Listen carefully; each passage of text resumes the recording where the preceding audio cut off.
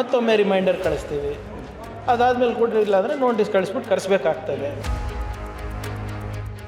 ನನಗೇನು ಕಾನೂನು ಅನ್ವಯಿಸ್ತದೆ ಅದೇ ಕಾನೂನು ಸ್ವಯಂ ಸೇವಕರಿಗೂ ಕೂಡ ಅನ್ವಯಿಸ್ತದೆ. ಈಗ ನೀವು ನನಗೆ ದೂರು ಕೊಡ್ತೀರಾ, ಅದ್ರ ಬಗ್ಗೆ ನಾನು ಆ್ಯಕ್ಟ್ ಮಾಡಬಾರ್ದಾ? ಎಷ್ಟು ದೂರು ಕೊಡಬೇಕು ತಮಗೆ ಹೇಳಿ ಅವರ ವಿರುದ್ಧ? ದಿ ಫೆಡರಲ್ ಕರ್ನಾಟಕದ ಸ್ಪೆಷಲ್ ಅಟ್ 7 PM ಕಾರ್ಯಕ್ರಮಕ್ಕೆ ಸ್ವಾಗತ. ನಾನು ವಿಜಯ್ ಜನಹಳ್ಳಿ. ಇವತ್ತಿನ ಸ್ಪೆಷಲ್ ಅಟ್ 7 PM ಕಾರ್ಯಕ್ರಮದಲ್ಲಿ ಗೃಹ ಸಚಿವ ಪ್ರಿಯಾಂಕ ಖರ್ಗೆ ಅವರು ಎಕ್ಸ್ಕ್ಲೂಸಿವ್ ಆಗಿ ಮಾತಾಡಿದ್ದಾರೆ. ರಾಷ್ಟ್ರೀಯ ಸ್ವಯಂ ಸೇವಕ ಸಂಘದ ನೋಂದಣಿ ಸೇರಿದಂತೆ ಒಂದಷ್ಟು ಪ್ರಶ್ನೆಗಳನ್ನು ಕೇಳಿ ಗೃಹ ಸಚಿವ ಪ್ರಿಯಾಂಕ ಖರ್ಗೆ ಅವರು ಬರೆದಿದ್ದಂಥ ಪತ್ರದ ಸಂಬಂಧಪಟ್ಟಂತೆ ರಾಷ್ಟ್ರ ಮಟ್ಟದಲ್ಲಿ ಭಾರಿ ಚರ್ಚೆಗೆ ಗ್ರಾಸ ಆಗಿರುವಂಥದ್ದು.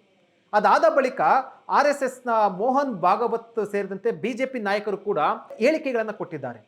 ಇದಾದ ಬಳಿಕ ಸಾಕಷ್ಟು ಬೆಳವಣಿಗೆಗಳು ನಡೆದಿರುವಂಥದ್ದು. ಈ ಸಂಬಂಧಪಟ್ಟಂತೆ ಪ್ರಿಯಾಂಕ ಖರ್ಗೆ ಅವರು ದಿ ಫೆಡರಲ್ ಕರ್ನಾಟಕದ ಸಂದರ್ಶನದಲ್ಲಿ ಹಲವು ಮಾಹಿತಿಗಳನ್ನು, ಮಹತ್ವದ ಹೇಳಿಕೆಗಳನ್ನು ಕೊಟ್ಟಿದ್ದಾರೆ. ನಮ್ಮ ಜೊತೆ ಗೃಹ ಸಚಿವರಂತ ಪ್ರಿಯಾಂಕ ಖರ್ಗೆ ಅವರು ಇರುವಂಥದ್ದು. ಸರ್, RSS ನೀವು ಲೆಟರ್ ಬರೆದ ನಂತರ ಪ್ರತಿಕ್ರಿಯೆಗಳನ್ನು ನೋಡಿದ್ದೀರಾ? ಏನು ಬಂತು ಇದ್ರ ಬಗ್ಗೆ ಏನು ಅನಿಸುತ್ತೆ ಸರ್? ಇಲ್ಲ, ನಾನು ಕೇಳಿರುವಂಥ ಪ್ರಶ್ನೆ ಸಂವಿಧಾನಿಕವಾಗಿದೆಯಾ, ಕಾನೂನಾತ್ಮಕವಾಗಿದೆಯಾ? ಉತ್ತರ ಕೊಡಲಿ ಅವರು. ಈಗ ಕೋರ್ಟಿಗೆ 1 ವಾರ ಆಗಿಲ್ಲ, ಪಾಪ ದಾಖಲೆಗಳು ಹುಡುಕ್ತಾ ಇರ್ಬೋದು. 100 ವರ್ಷದ ಇತಿಹಾಸ ಇರುವಂಥದ್ದು ಯಾವುದೋ ಒಂದು ಕಚೇರಿನಲ್ಲಿ ಇರ್ಬೋದು, ನಾಗ್ಪುರ್ನಲ್ಲೋ, ಡೆಲ್ಲಿನಲ್ಲೋ, ಬೆಂಗಳೂರಿನಲ್ಲೋ, ಯಾವುದೋ ಸರ್ಸಂಚಾಲಕ ಮನೆಯಲ್ಲೋ ಇರ್ಬೋದಲ್ಲ, ಬರಲಿ.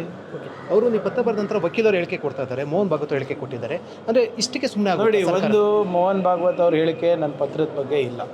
ಅದು ಹಿಂದೆ ಯಾವುದೋ ನಮ್ಮ ಚಿತ್ತಾಪುರ ಪ್ರಕರಣದಲ್ಲಿ ಮಾಡಿದಂಥ ಸನ್ನಿವೇಶದಲ್ಲಿ ಹೇಳಿದಂಥ ವಿಚಾರ. ನನ್ನ ಪತ್ರಕ್ಕೆ ಲಿಖಿತ ಕೊಡಲಿ ಇವರೇ. RSS ಲೆಟರ್ ಹೆಡಲ್ಲಿ ಕೊಡಿ. RSS ಲೆಟರ್ ಹೆಡ್ ಇದೆಯಾ? ನನಗೆ ಗೊತ್ತಿಲ್ಲ. ತಾವು ನೋಡಿದ್ದೀರಾ? ನನಗೆ ಗೊತ್ತಿಲ್ಲ. ಆಮೇಲೆ ಇವ್ರು ಯಾರ್ಯಾರೋ ವಕೀಲರು ಮಾತಾಡ್ತಾ ಇದ್ದಾರೆ, ಲೇಖನಗಳು ಬರೀತಾ ಇದ್ದಾರೆ, ಟ್ವಿಟರ್ ಮೇಲೆ ಹಾಕ್ತಾ ಇದ್ದಾರೆ, ಫೇಸ್ಬುಕ್ಕಲ್ಲಿ ಬರೀತಾ ಇದ್ದಾರೆ. ನನಗೇನು ಫರಕ್ ಬೀಳಲ್ಲ, ನಯಾ ಪೈಸಾ ಫರಕ್ ಬೀಳಲ್ಲ.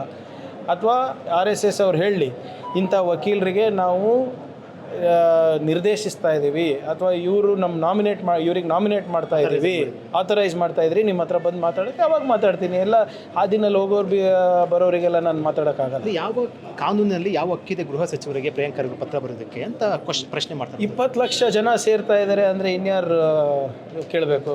ಮಹಿಳಾ ಮತ್ತು ಮಕ್ಕಳ ಕಲ್ಯಾಣ ಇಲಾಖೆ ಕೇಳಬೇಕಾ ಈ ಪ್ರಶ್ನೆ? ಅಥವಾ ಯಾರು ನಿಮ್ಮ ಇಂಡಸ್ಟ್ರಿ ಡಿಪಾರ್ಟ್ಮೆಂಟ್ ಅವ್ರು ಕೇಳಬೇಕಾ? ಕೃಷಿ ಸಚಿವರು ಕೇಳಬೇಕಾ? 20 ಲಕ್ಷ ಜನ ಬೀದಿಗೆ ಬರ್ತಾ ಇದ್ದಾರೆ ಅಂದರೆ ಅವರ ಭದ್ರತೆ ಯಾರು ಕೊಡ್ತಾ ಇರೋದು ಅವರಿಗೆ? ಅವ್ರ ಪಥಸಂಚಲನ ನಡೆಸಲಿಕ್ಕೆ, ಸುಗಮವಾಗಿ ನಡೆಸಲಿಕ್ಕೆ ಯಾರು ಕೊಡ್ತಾ ಇರೋದು ರಕ್ಷಣೆ ಅವರಿಗೆ? ಗೃಹ ಇಲಾಖೆ ತಾನೇ. ನನ್ನ ಕೆಲಸ ತಾನೇ ಅದು. ಹಿಂದೂ ಧರ್ಮ ನೋಂದಣಿ ಮಾಡೋಂಥ ಅವಶ್ಯಕತೆನೇ ಇಲ್ಲ. ಹಿಂದೂ ಧರ್ಮಗೆ ಎಲ್ಲರೂ ರಿಜಿಸ್ಟರ್ ಮಾಡ್ಕೊಳಕ್ಕೆ ಹೇಳ್ತಾ ಇದ್ದೀನಿ. ಹಿಂದೂ ಧರ್ಮ ಎಷ್ಟು ಹಳೆಯದು ಇವರೇ? 3000 ವರ್ಷ ಅಂತ ಹೇಳ್ತಾರಲ್ಲ ಇತಿಹಾಸ. ಇವ್ರು ಹುಟ್ಟು 100 ವರ್ಷ ಆಗಿಲ್ಲ, ಇವ್ರು ಕಾಪಾಡ್ತಾ ಇದ್ದಾರಾ? ಎಲ್ಲಿ ನಂದು ಆ ಪತ್ರದಲ್ಲಿ ಹಿಂದೂ ಪದ ಎಲ್ಲಿದೆ, ಧರ್ಮ ಪದ ಎಲ್ಲಿದೆ ತೋರಿಸ್ಬಿಡಿ ನನಗೆ. ಅವರಿಗೆ ಕಷ್ಟ ಆಗ್ತಾ ಇದ್ದರೆ ಇಂಗ್ಲೀಷ್ ಓದಲಿಕ್ಕೆ ಮರಾಠಿ ಅಥವಾ ಹಿಂದಿನಲ್ಲಿ ಕೂಡ ಅದು ಟ್ರಾನ್ಸ್ಲೇಟ್ ಮಾಡಿ ಮೋಹನ್ ಭಾಗವತ್ ಅವ್ರಿಗೆ ಕಳಿಸ್ಕೊಡೋಕ್ಕೆ ತಯಾರಿದೆ. ರಿಜಿಸ್ಟ್ರೇಷನ್ ಮಾಡ್ಬೇಕು ನೀವು ಕೇಳಿದ್ದೀರಾ? ಅವ್ರ ಪತ್ರ ಇಷ್ಟೇ. ರಿಜಿಸ್ಟ್ರೇಷನ್ ಕೇಳೋದು 8 ಪ್ರಶ್ನೆ ಕೇಳಿರೋದು ಭಾಳ ಪ್ರಮುಖವಾಗಿ. ಒಂದು, ನೀವು ಆದಾಯ ಮೂಲ ಎಲ್ಲಿದೆ, ಸೊ ರಿಜಿಸ್ಟ್ರೇಷನ್ ಸಂಬಂಧಪಟ್ಟಂತೆ ಇರುವಂಥದ್ದು, ಸೊ ಎಲ್ಲಿ ಖರ್ಚು ವೆಚ್ಚ, ಬ್ಯಾಂಕ್ ಅಕೌಂಟ್ ಎಲ್ಲ ಕೇಳಿದ್ದೀರಾ? ಅವ್ರು ಉತ್ತರ ಕೊಟ್ಟಿದ್ದು ಇಷ್ಟಕ್ಕೆ ಸುಮ್ಮನೆ ಆಗೋಗುತ್ತಾ? ಎಲ್ಲಿ ಉತ್ತರ ಕೊಟ್ಟಿದ್ದಾರೆ? ಅಂದರೆ ಉತ್ತರ ಅಂದರೆ ನಾವು ಮಾಡ್ಕೊಳ್ಳೋದಿಲ್ಲ, ರಿಜಿಸ್ಟ್ರೇಷನ್ ಮಾಡೋದಿಲ್ಲ, ಯಾಕೆ ಮಾಡಬೇಕು, ಇವೆಲ್ಲ ಕೇಳಿರೋದು. ಅದೇ ಎಲ್ಲಿ ಹೇಳಿದ್ದಾರೆ ನನಗೆ ಅಧಿಕೃತವಾಗಿ? ಓಕೆ, ಹೇಳಿ. ಯಾಕೆ ಅರ್ಜೆಂಟ್ ಮಾಡ್ತೀರಾ? ಪಾಪ ನೀವು ಹಿಂಗೆ ಅರ್ಜೆಂಟ್ ಮಾಡಿದ್ರೆ ಕಷ್ಟ ಆಗುತ್ತೆ ಅವರಿಗೆ. ಅವ್ರು ಇಲ್ಲಿವರೆಗೂ ಈ ಸಂಸ್ಥೆ ಬಗ್ಗೆ ಯಾರೂ ಕಾನೂನಾತ್ಮಕ ಪ್ರಶ್ನೆ ಎತ್ತಿಲ್ಲ. ಈಗ ನಾವು ಕೇಳ್ತಾ ಇದ್ದೀವಿ, ಪಾಪ ಅವ್ರಿಗೆ ಗೊತ್ತಾಗಲ್ಲ. ಸಂವಿಧಾನದ ಮೇಲೆ ಅವ್ರಿಗೆ ನಂಬಿಕೆ ಇಲ್ಲ, ಕಾನೂನು ಅಂದರೆ ಅವ್ರಿಗೆ ಗೊತ್ತಿಲ್ಲ. ಸೊ ತಿಳ್ಕೊಳ್ಳಿಕ್ಕೆ ಬೇಕಲ್ಲ. ಸೊ ಅದಕ್ಕೆ 100 ಜನ ಲಾಯರಿಗೆ ಕರೆಸ್ತಾರೆ, 100 ಜನ ಹಿತೈಷಿಗಳಿಗೆ ಕರೆಸ್ತಾರೆ, ಬಾಯಿಗೆ ಬಂದಂಗೆ ಮಾತಾಡಿಸ್ತಾರೆ, ನಮಗೆ ಏನು ಥ್ರೆಟ್ ಮಾಡ್ತಾರೆ. ಎಲ್ಲಕ್ಕೂ ರೆಡಿ ಇದ್ದೀವಿ. I am the home minister of Karnataka sir. 6 ಕೋಟಿ ಜನರ ಗೃಹ ಸಚಿವನಾಗಿದ್ದೇನೆ. ಕಾನೂನು ನನಗೂ ಗೊತ್ತಿದೆ. ನನಗಿಂತ ಚೆನ್ನಾಗಿ ಕಾನೂನು ಗೊತ್ತಿದ್ದರೆ ಹೇಳಿ, ನಾನು ತಿದ್ಕೊಳಕ್ಕೆ ರೆಡಿ ಇದ್ದೀನಿ ಅಂತ ಹೇಳಿದ್ದೀನಲ್ಲ. Very clearly I have told, ನೋಡ್ರಪ್ಪ, ನನ್ನ ಪ್ರಕಾರ ಅಥವಾ ನನ್ನ ತಿಳುವಳಿಕೆ ಪ್ರಕಾರ ಈ 8 ಪ್ರಶ್ನೆಗಳನ್ನು ನಾನು ಕೇಳಿದ್ದೀನಿ. ಹೇಳಿ, ಏನಾದರೂ ತಪ್ಪಿದರೆ ನಾನು ತಿದ್ಕೊಳಕ್ಕೆ ತಯಾರಿದ್ದೀನಿ. ನಿಮ್ದು ತಪ್ಪಿದರೆ ನೀವು ತಿದ್ಕೊಳ್ಳಿ. ಓಕೆ, ಕೇಶವಪುರಕ್ಕೆ ಬನ್ನಿ ಅಂತ ಹೇಳ್ತಾರೆ.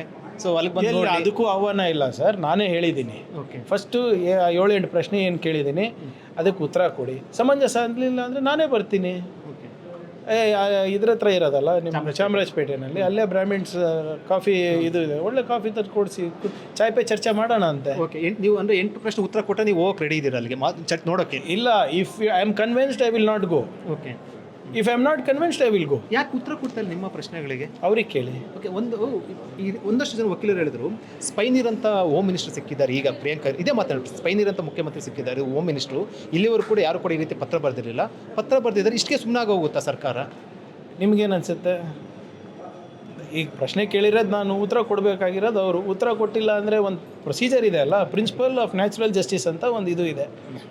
ಮತ್ತೊಮ್ಮೆ ರಿಮೈಂಡರ್ ಕಳಿಸ್ತೀವಿ, ಅದಾದಮೇಲೆ ಕೊಡಲಿಲ್ಲ ಅಂದರೆ ನೋಟಿಸ್ ಕಳಿಸ್ಬಿಟ್ಟು ಕರೆಸ್ಬೇಕಾಗ್ತದೆ. ಅವ್ರು ರೆಡಿ ಇದ್ದಾರಾ ಕೇಳ್ಕೊಳ್ಳಿ ಅವರಿಗೆ. ನೋಟಿಸ್ ಕೊಡಿಸುವಂಥ ನಿರ್ಧಾರವನ್ನು ಮಾಡ್ತೀರಾ? Whatever it is sir, I have to do legally. Okay, ನನಗೇನು ಕಾನೂನು ಅನ್ವಯಿಸ್ತದೆ ಅದೇ ಕಾನೂನು ಸ್ವಯಂ ಸೇವಕರಿಗೂ ಕೂಡ ಅನ್ವಯಿಸ್ತದೆ, ಅದೇ ಕಾನೂನು ನಿಮಗೂ ಅನ್ವಯಿಸ್ತದೆ. ನಾನು ಕಾನೂನು ಬಿಟ್ಟು ಮಾಡಲಿಕ್ಕಾಗೋದಿಲ್ಲ, ಅವರು ಮಾಡಲಿಕ್ಕಾಗೋದಿಲ್ಲ. ನನಗೆ ಎಷ್ಟು ಹಕ್ಕಿದೆ ಸಂವಿಧಾನದಲ್ಲಿ ಅಷ್ಟೇ ಹಕ್ಕು ಅವರಿಗೂ ಇದೆ. ಆದರೆ ಆ ಹಕ್ಕನ್ನು ಯಾವ ರೀತಿ ಸದ್ಬಳಕೆ ಮಾಡ್ಕೊತಾ ಇದ್ದಾರೆ ಅಂತ ಕೇಳ್ತಾ ಇರೋದು ಅಷ್ಟೇ. ನೀವು ಪತ್ರ ಬರೆದ ನಂತರ ರಿಟರ್ನ್ ಕಾಲ್ಸ್ ಬಂದಿದೆ. ಮುಂಚೆ ನೀವು ಮಾತಾಡಿದಾಗ, ನೀವು ಮುಂಚೆ IT ಮಿನಿಸ್ಟರ್ ಆದಾಗ ರಿಟರ್ನ್ ಕಾಲ್ ಬಂದಿತ್ತು ದೊಡ್ಡ ಮಟ್ಟದಲ್ಲಿ. ಈಗ ಒಂದು ಹೆಜ್ಜೆ ಮುಂದೆ ಹೋಗಿದ್ದೀರಾ? ಈಗ ಬರ್ತಾನೇ ಇದೆ. ಯಾವಾಗ ಏನು ಮಾತಾಡಬೇಕು ಅವಾಗ ಮಾತಾಡೋಣ. ಈಗ ಸದ್ಯಕ್ಕೆ ನನ್ನ ಫೋಕಸ್ಸು ಯಾರೋ ಅವ್ರು ಫೋನ್ ಹಚ್ಕೊಂಡು ಬೈತಾರೆ, ಮೆಸೇಜ್ಗಳು ಕಳಿಸ್ತಾರೆ, ಅವ್ರದ್ದಲ್ಲ ನನ್ನ ಫೋಕಸ್ಸು. ಅವರಿಗೂ ಅದೇ ಬೇಕು.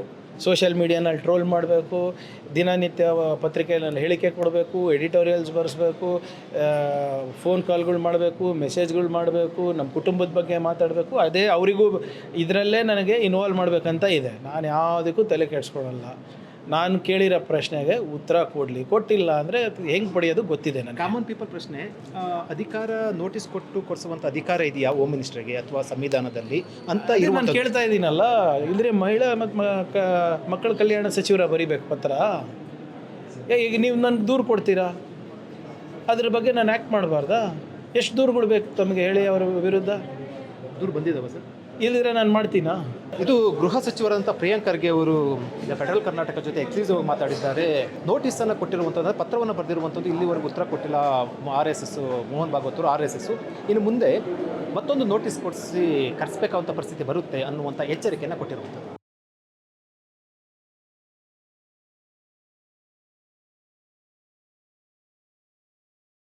ಹೆಚ್ಚಿನ ಸುದ್ದಿ ಅಪ್ಡೇಟ್ಗೆ ಈಗಲೇ the federal Karnataka YouTube page ಅನ್ನು ಸಬ್ಸ್ಕ್ರೈಬ್ ಮಾಡಿ.